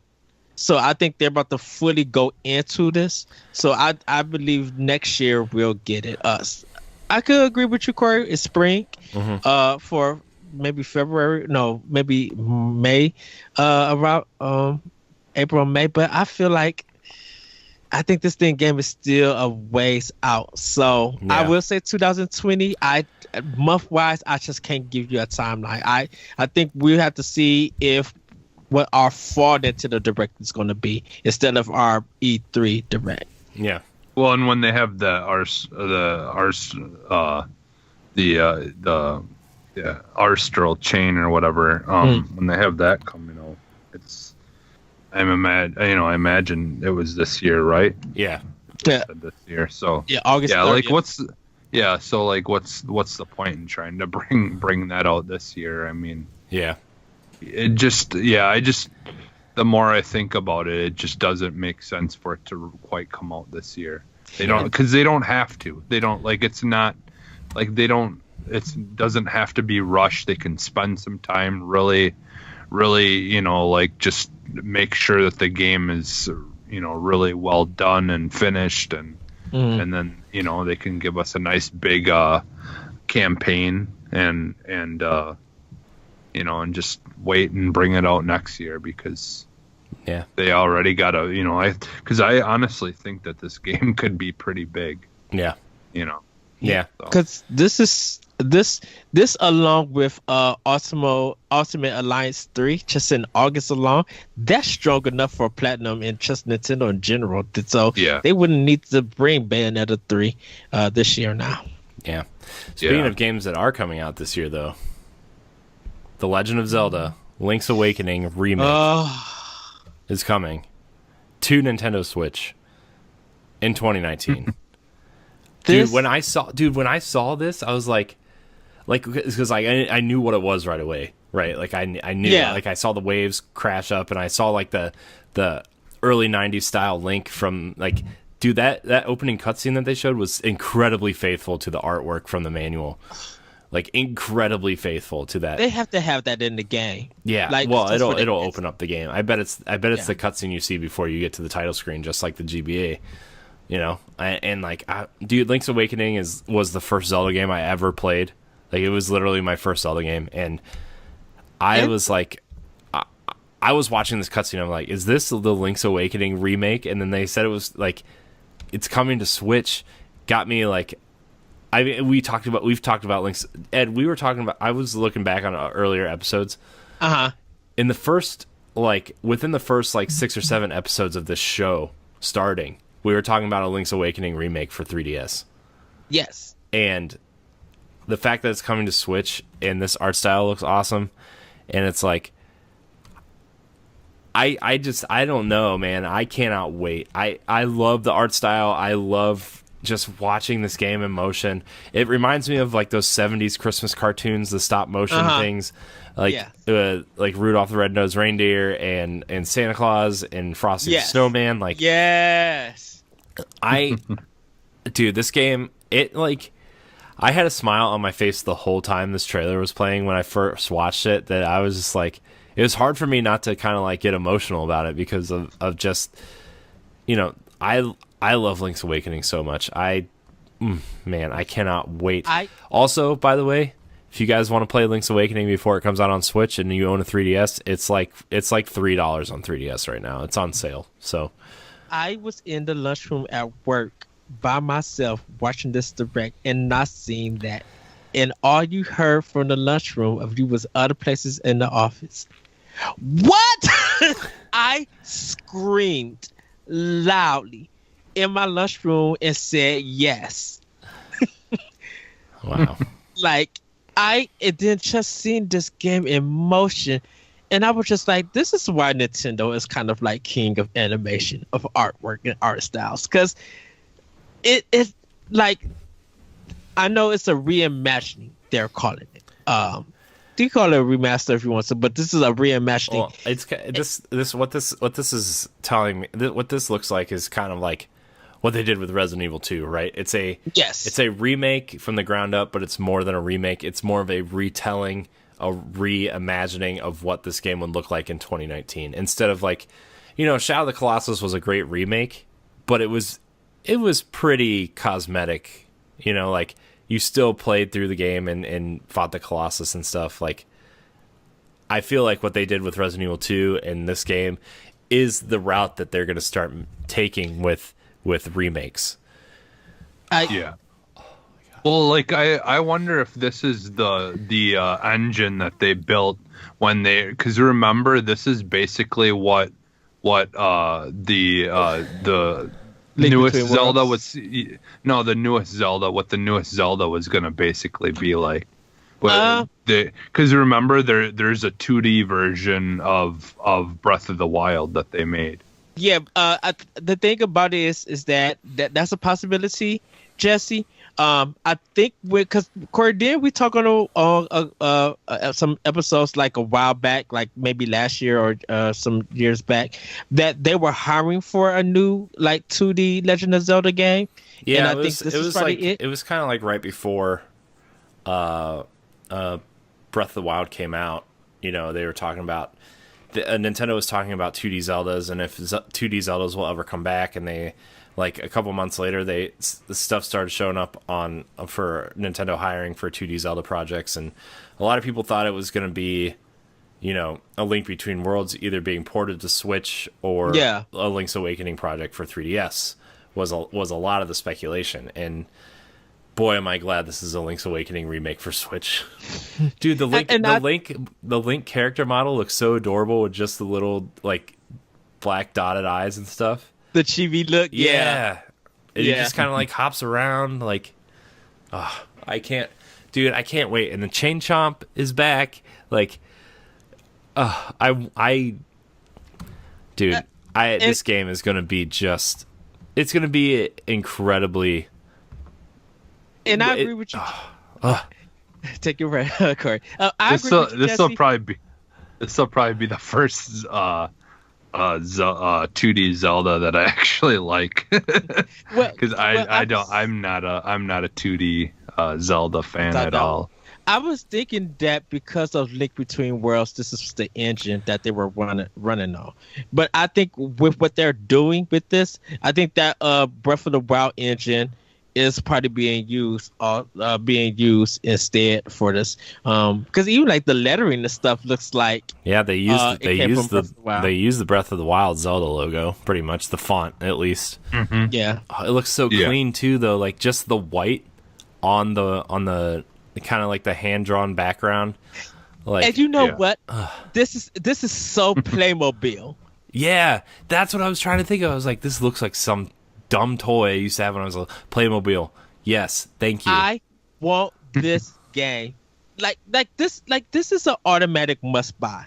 Oh yeah, well yeah. Like I think the problem I'm going to have with it is just like the struggle of releasing it. Do we release it in September or does it stay in November? I think this is going to be their big October game before Pokemon. Right, because Pokemon's got holiday wrapped up, right? But Zelda, they usually release Nintendo. If a Pokemon game's coming out in November, Nintendo usually releases their other big product at the end of October. And in the last couple of years, they've released 2 games in October, which I still think Luigi's Mansion is going to be that other game. And this will come at the end of October. And see, and that's why I feel like, okay, so we got June, we got July, August. We're still waiting for September. We're waiting for October. And September, like I know we said maybe Ultimate Alliance could come out in July, but it could also headline their September. Yeah, and then we still got Animal Crossing. Like, we haven't where's even Animal played, Crossing? That's got to be their September game. And see, that's what I'm trying to figure out. Animal Crossing's got to be their September game, because then you get Halloween, Thanksgiving, Christmas and Hanukkah, New Year's all right in a row for updates for Animal Crossing, which would make sense to have Ultimate Alliance then put in July, because then you got July, you'd have that. Well, Mario Maker, you'd have June. Ultimate Alliance, you'd have July.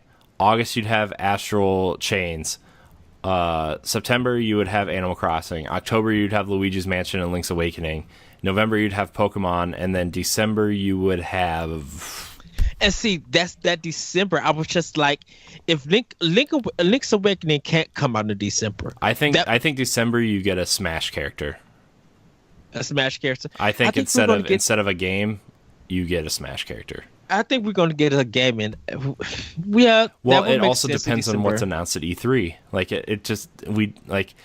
this is just a lineup right now, right? And this is the struggle, dude. Because I'm just like, now where do you place everything at to to have to continue, because 2017 hit game for Switch, 2018 hit indies for Switch, and indies then was end just the killing game, those end Switch. the year with Pokemon and Smash and Mario Party, Yes, which so a lot of people don't consider Mario Party a big game, but it's sold 5 million units, so somebody's playing it. You know what I mean? Right, so Nintendo is knocking stuff out starting from March. I mean, we got stuff for this month and for January, but we're not. Nintendo's starting to knock it out with Yoshi Woody World in March, and all the way up to December. There's hits. Mm-hmm. There's something for Switch dropping that is like an automatic one day buy or on. I mean, don't purchase it. Like, I mean, it's February. Don't forget Wargroove and Tetris 99 just literally dropping in our laps. Yeah. In February, right? So, and January had Mario, Tales of Vesperia, and Travis Strikes Again. Like, those are three major titles too. Right. So what we don't get for Xbox and Sony after their releases, Nintendo is just going to dominate for the rest of the year. Look, and like, the only things I'm looking forward to for Xbox the rest of the year is Division 2, right, which comes out in March, and then Gears 5, which comes out in October, November, right? That's everything else for me is Nintendo, because I'm playing Anthem, I'm playing Destiny, which I'm sure will get some sort of expansion in September. I'm playing Apex Legends like crazy right now. Crackdown I'm enjoying. You know, I mean, I know we'll talk about it a lot on Arsenal X at some point, but Crackdown is exactly what I wanted Crackdown to be, right? I'm having a lot of fun with that. Mm-hmm. And everything else on the other systems, like Days Gone is a wait for a sale for me. You know, Nerdcom Platinum. Yeah. Which I'm getting for PlayStation 4 for review. I know you, Jesse, gonna probably be doing the new Call of Duty because they're talking about they're bringing a story campaign to it. Rage. I'm looking forward to. There's a whole bunch of games. Rage? There's the other games that you're forgetting too. Wolfenstein and Doom Eternal for Switch are also coming. When is Rage? Is that May? May. Okay, it's May 14th. I think is what the release date is. So that's a good fill-in game for a lot of consoles, but it's just like you have guaranteed stuff literally from Nintendo. Where everybody was worried about what is Nintendo going to do, they literally just rolled out half of the whole year. Yeah, and like this is a bonkers. Plus whatever else anybody decides to put on Switch this year too. Like FIFA and NBA 2K are coming, right? Mm-hmm. Doom and Wolfenstein, and what's the other big third-party game coming this fall for Switch? And literally, if they bring Apex Legends to Switch, that's been a rumor now the last week, because Vince Impella has said in multiple interviews that he wants to put the game on Switch because there's a big audience there, and it runs on Source, so that it doesn't require a ton of work. I mean, no, it doesn't require a lot of resources to run. I think it would require some work to get Source running on Switch, but actually, I think Portal Bridge construction runs on Source. So, dude, if Apex Legends comes to Switch, I'm done. I quit. I quit everything. I quit life. That would be the highlight for, and I hope you agree with me with this, Jesse. That would literally be EA's highlight for their presentation for E3. If they literally just like Apex Legend, I think EA is also going to bring Garden Warfare 3 because at their earnings call they said a new Need for Speed and a new Plants vs Zombies game are coming. I guarantee you both of those games will probably be on Switch, especially Plants vs Zombies, which I think is going to be Garden Warfare 3. The second game is on EA Access, right? Yeah, I think both of them are. Yeah, or maybe just the second one. I don't know. I mean, dude, I would totally play another Plants vs Zombies game. Those games are fun. And I think it would fit really good on Switch. So. Yeah, maybe they'll make the first one available on Switch for like $10. Oh, just the game, just the first Plants vs Zombies mobile game. Oh, that game's amazing. Well, I feel like a lot of the younger generation too that's got a Switch used to play those games. Yeah, back in the day, and I think it would do pretty well. So yeah, I mean, there's a lot to consider. I know next episode we will probably do another tentative roadmap episode, like as of March 2019 roadmap episode. I think we got to start doing this after every direct now, of some sort of roadmap episode, because we know what's coming now. Like there's still games that we don't have release dates for, but we know are coming this year. Another thing that wasn't mentioned this direct too, no Wii U ports, no ports of any kind. You know, like I mean, there was a rumor that Nintendo's got like 3 Wii U ports or 3 ports, I should say, not necessarily Wii U. No Metroid Prime Trilogy, which I think is going to be their big spring or big winter game next year, like January, February 2020. And I think that delay. And I wonder when they close the Nintendo store for Reggie to do the recording and stuff. That may be E3 or something down the line, because they weren't in this direct. So so I mean, there's a lot coming, dude. Switch has a full library. I think we're gonna see a lot coming in the next few weeks in terms of Smash and Pokemon style directs. You know, they always have that Pokemon direct in May to show off the new game. And last question, and this probably, Jesse, you probably could answer this. Do you think Activision will bring Call of Duty now to Switch? Do you think they should? I don't know. I don't know if they.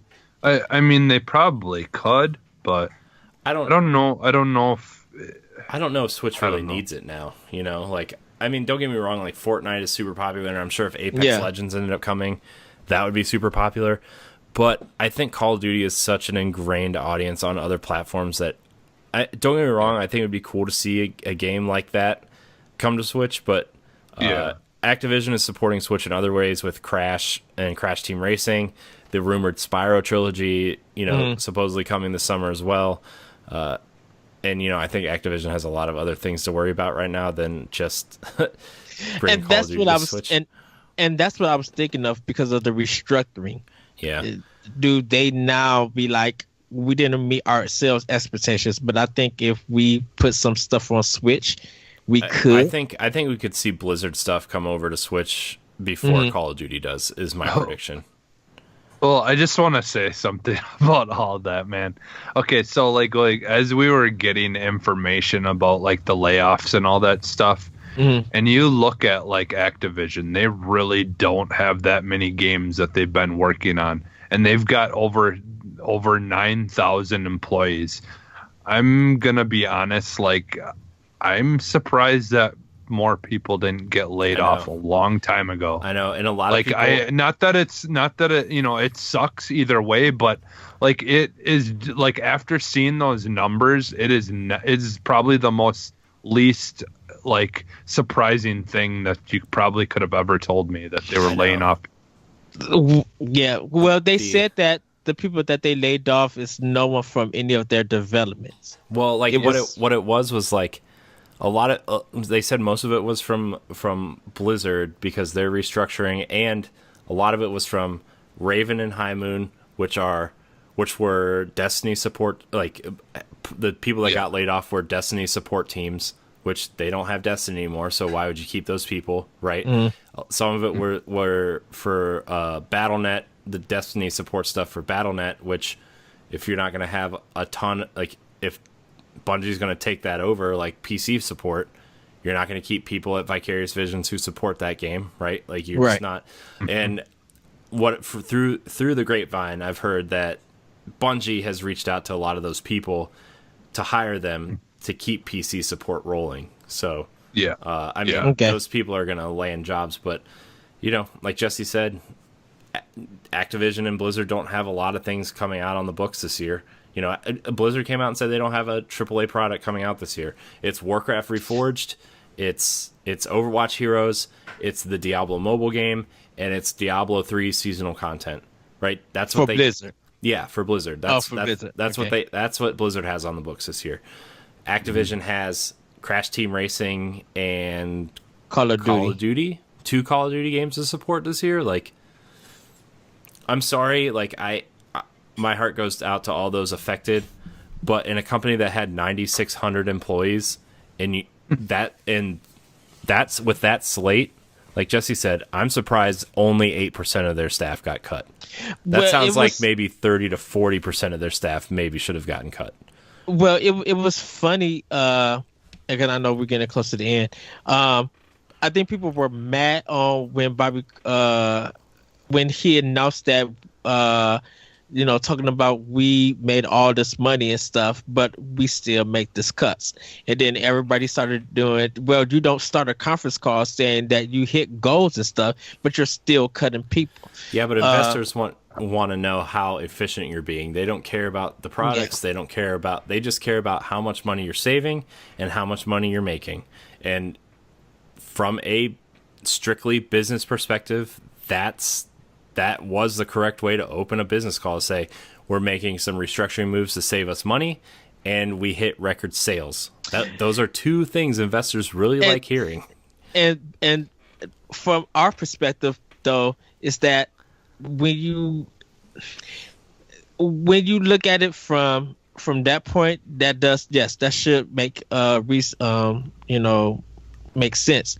But I think it's like when you saying that someone's coming on the team getting 15 million, but you cutting 800 drops. People are getting the wrong look at that. It's just that you're doing something, but you're doing something also that's going to have a negative effect. Everybody felt like that you shouldn't cut any. You shouldn't cut any jobs if you were making money and you were able to give someone $15 million. Yeah, but that's every business though. For example, like my dad got laid off from Good. Well, he chose to take his retirement package because he had worked there forever. But like, he got forced out because Goodyear was restructuring, and they brought in like one or two new executives that were making like more money than anybody could even think about making, right? But to do that, they laid off my dad's whole department except for like 2 people. His department used to be like 50 people, and when he left there was like 3 people there. So I mean, that's just the way businesses are functioning now, especially with the way like a lot of things are automated now. You don't need somebody running 50,000 spreadsheets, right? You can do that all on a computer with one person. You have algorithms that do that kind of thing. And it's like, yeah, I'm sad that these people got laid off, but just with what Activision has lost this year, like in terms of like losing Destiny, they don't need the Destiny support staff if they do not have Destiny anymore, right? So like, that was probably like 3 to 4% of their staff. And like some of the thing too that people aren't taking from this is some of those layoffs, they like the people that got laid off from one job are being moved to another department to work another job, right? And I think that's what people wish that would have happened, is that those 800 people got moved somewhere within the company. Yeah, a lot of them did. Cut. A lot of them did get moved. That's what I'm saying, is like, okay, they got laid off from their current position, but a lot of them moved to a different position within the company. But they had to, like the way, I guess, however their company structure works, like that counts as laying somebody off. So I mean, you know what I mean, like, and the fact that Bungie is reaching out to the support people who like a lot of the support team to hire them for PC support is also a good sign. So, because I think they said they also got severance pay for it. Yeah. Oh yeah. So, I'm sure they did. Plus, look, if you have Call of Duty or Overwatch or Diablo on your resume, you're gonna get picked up, right? Yes. Like, I feel bad for the people that got laid off. That sucks. Losing your job, probably it sucks real bad, right? But at the same time, if you've got some sort of big Activision game on your resume, you'll probably be picked up relatively quickly within this industry. So, but yeah, well, that was quite a turn for this podcast. But we've been going for almost 2 hours, so I think we're gonna wrap this episode up here. Next week we will have a kind of like a Switch roadmap episode. So if you have any questions about upcoming Switch games and you want to get them in, nintendopowblock@gmail.com. We're opening the question block back up next week. So the roadmap episode is next week for March onward, and I'm sure we'll have another one when there's another direct or E3 or whatever. So with that said, I want to thank everybody for watching Nintendo Pow Block here on youtube.com/Nintendo Pow Block. You can catch it every Tuesday at 7 a.m. Eastern Time. If you don't want to watch the whole podcast, that's fine. We break it out into segments now, so you can watch each segment on your own time. It's a good time. Watch the things that you're interested in or not. Check out our quick looks of Yoshi's Crafted World, Daemon X Machina, Tetris 99, War Groove, Travis Strikes Again. There's a lot more quick looks going up this week as well, so I want to get some more content up there. Even some older games or interesting games, quick looks are going up as well. So check those out. You can follow us on Twitter and Instagram at Nintendo_P-Block, and you can find all of our content on our website at ngrradio.com, and subscribe to all of our shows at ngrradio.com/subscribe. Ed, where can we find you? You guys can find me on Twitter at @ButcherCode. You can check out my podcast, Optional Opinion, on SoundCloud, iTunes, Google Play, TuneIn, and other podcast apps. I have an optional direct where I'll talk about the direct and give it a breakdown. And also, everybody, join us tomorrow for Arsenal X. We are doing a movie commentary for Indiana Jones and the Temple of Doom. We're starting with the second one? I thought we started with Temple of Doom. What's the first one? Raiders of the Lost Ark, man. Raiders of the Lost Ark. Well, to be fair, to get a little nerdy here, Temple of Doom canonically is the first movie, but Raiders of the Lost Ark was the first movie. Yes. So you guys will be able to join in. So grab your hat, your whip, and join us as we talk about the movie. Yes. And also, everybody, there will be a review for Crackdown 3 going up sometime soon, and another blog from me, it will be up soon, so be on the lookout for that. Jesse, where can we find you? You can find me on Twitter at PhantomMaggotAX. You can find me at CorianHD713 on Twitter. You can find me at CorianHD on Instagram and Twitch.tv. I'm going to try to stream some more games as well. I think I've been doing an alright job finding time to stream at some point.